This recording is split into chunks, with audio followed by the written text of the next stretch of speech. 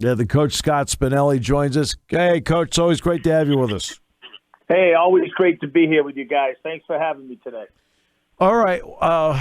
The series doesn't seem to have a lot of rhythm. Why? Well, I tell you what, I think both teams are so close, and I think it's been a series of adjustments. And I think game to game, each team is going in and trying to figure out what their best way of adjusting to the opposition or to each other. And I think that's been a big reason why, because of this, the parity and how close these teams are in terms of, competitive, the roster. And I think that has a lot to do with it. All right, so let's get to something that Ime Udoka has adopted from Brad Stevens and will use in key spots, and that's drop coverage. The problem is on drop coverage, the guy out there is still Steph Curry. They've limited the other Warriors because of it. What do you think of that strategy? Well, look, I think it can go either way, right? I think when you're in drop coverage anytime and you have somebody like Curry, and you're somebody like Williams for the Celtics, who, even though he's in drop coverage, he can still almost get there and cover ground, at least contest that shot, top foot, high hand, and make it a little bit more of a challenging shot. As opposed to Horford in drop coverage, he's so far back, he doesn't move, he's older, he doesn't have that type of length and athleticism at this point in his career. And I think then I think it's very favorable for Golden State as it relates to Curry coming off that and snaking it. But look, I think in the Celtics, in all these games, if you really kind of take a step back and look, I think you have two teams right now that are both getting to the video rooms, trying to figure out, what their best way of doing something is to shut down the opposition. But I don't think anything last game would have shut down Curry. I mean, those shots he was making were contested. He was being bumped. I just think it was his will. And again, this is the thing we've talked about, just the championship lineage. They've been there. They have four guys with rings out there. Yep. And I think that is a huge, huge advantage, and that's a huge part of what's going on right now. And of the drop coverages, people that have gone through and looked at it, they said only a couple were poorly executed. They said Curry's just flat out hit tough shots. And by the way, that was critical drop coverage in Boston beating both Milwaukee and Miami.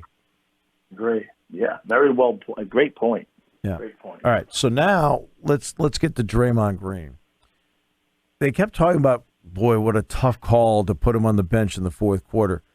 You've been there. Scott, if he's not playing well, how tough a call is that? Look, I think the key word in coaching, and I think sometimes lost in the NBA and in college, but especially in the NBA, is the word accountability. Yeah. And I think, when you think about this, and I think of some of the teams in the NBA, but specifically Golden State, look, it just wasn't, he wasn't playing to the best of his abilities, and he's got to be held accountable. The team needs him. There is no tomorrow. This was, a pivotal game for, again, Draymond Green was at a place where, to Coach Kerr and his staff's credit, they needed someone else out there that was more on top of their game. But look, Draymond Green has been, in his role, a star. I mean, I think there's so many intangibles that he brings to the Golden State Warriors that we don't measure necessarily in statistics and in the box score. But again, to your point, the fact that they were able to hold him accountable, I love that as a coach. And I think it also shows all the guys on the team that Coach Kerr and his staff, hey, look, we're about the right things. We're about winning here, and we're going to give ourselves the best chance of winning. And if it means sitting one of our supposed stars, then so be it. But we want to win.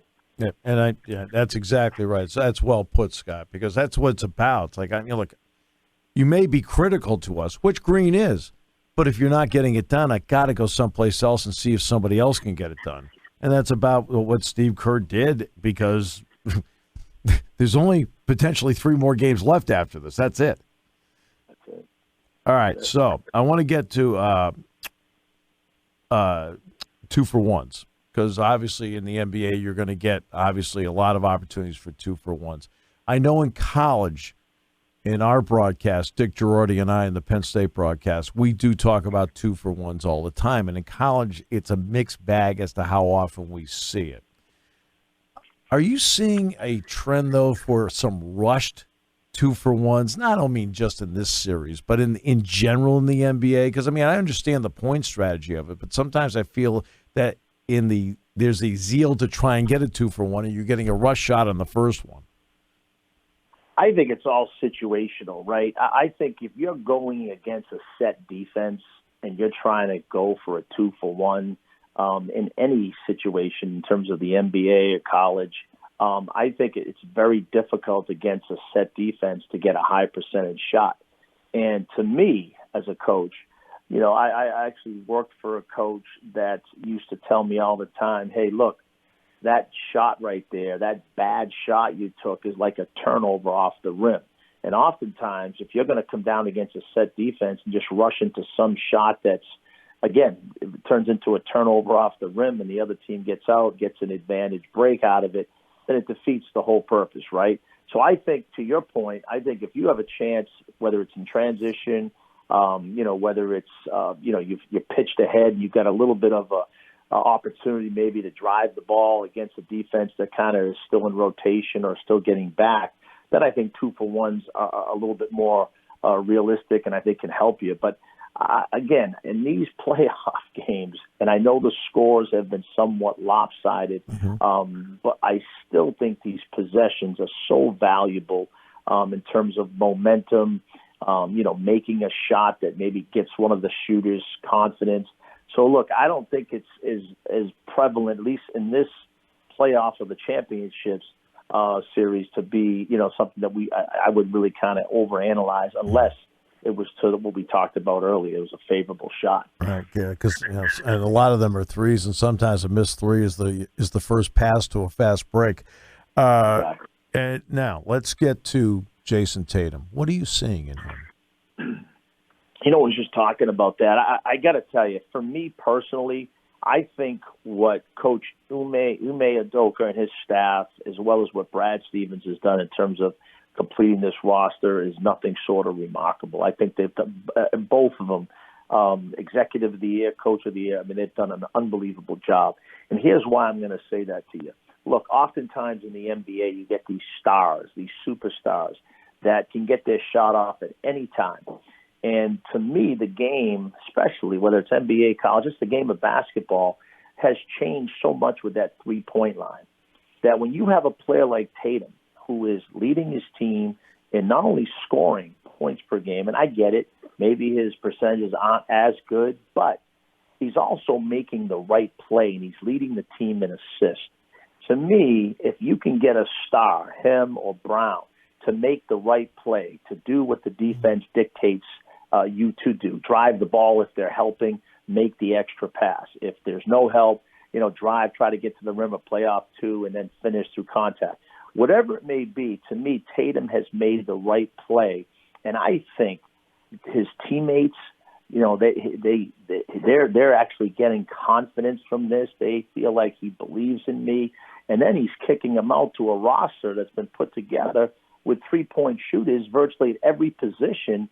When Williams is not in the game, they got 1 through 5 out there that can make threes. So I just think I think Tatum, for what it's worth, has had a really good series, really good playoffs at not only being able to do what he's capable of doing, scoring at 3 levels, but he's making his teammates better. And I think because of that, all of the Celtics have more belief and confidence from it.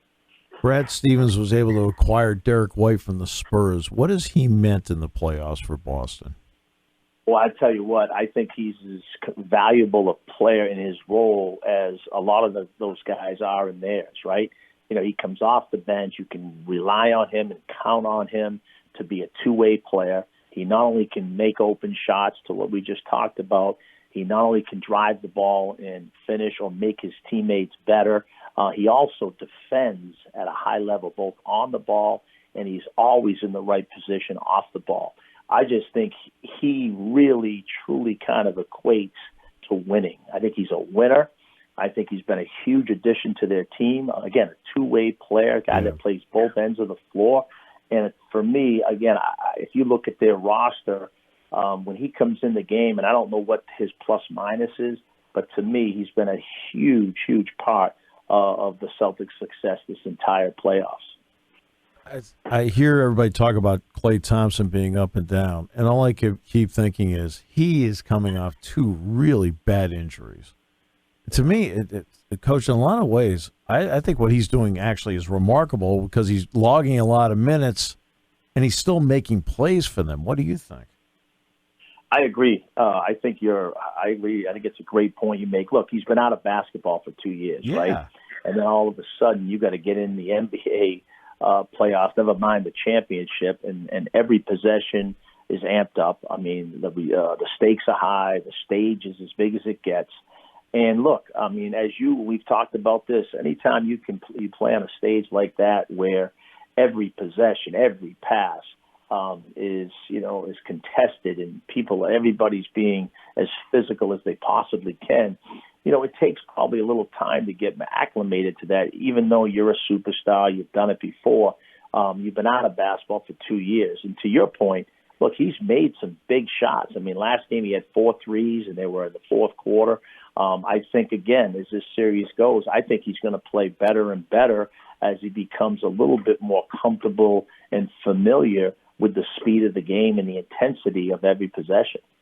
One final one. This is a big picture question, Scott, and it deals with roster construction. We've seen a recent trend of teams, trying to put together, quote, the super team, acquiring 3 guys and trying to build around 3 guys, big 3 stars, and try to win that way. These are 2 teams. Curry was drafted. Klay Thompson was drafted first round, both of them. Okay. Draymond Green was a second-round pick. So that's the core of the Warriors. The Celtics, Tatum, 3rd overall pick. Brown, 3rd overall pick. I want to say Smart was 7th or 8th overall. That's the core of the Celtics. Is that, it's a copycat league. Does that tell everybody that you can build that way? Well, I think, again, what you're referring to, and I totally agree with you, and that is this. I think when you look at these 2 teams, and even the 4 teams that made the conference finals, yes, there was star power on all 4 of those teams. But what you did have is 4 teams playing as a team, playing as a unit. And look, so often, in the NBA, when you had superstars, they had to take it upon themselves to say, look, no matter what's going to happen on this possession, I'm taking the shot and I'm going to make it. And that might be something that they're capable of doing. But now with this 3-point line, if teams are going to help and force your superstars to shoot contested shots over and over again, I think making the right basketball play matters. And to your point, all these guys who have been, drafted, these guys have kind of come up the ranks within their organizations where there's culture being established. There's a lot of video. There's camaraderie amongst the guys. NBA, college, these guys are a team. And I think, again, the more you can have continuity around the program, college or the NBA, I think that breeds guys wanting to do right by one another, make the right play.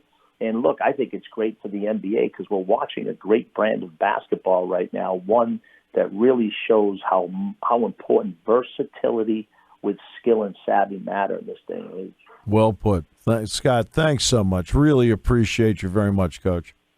All right, thanks for having me. Always a pleasure, guys.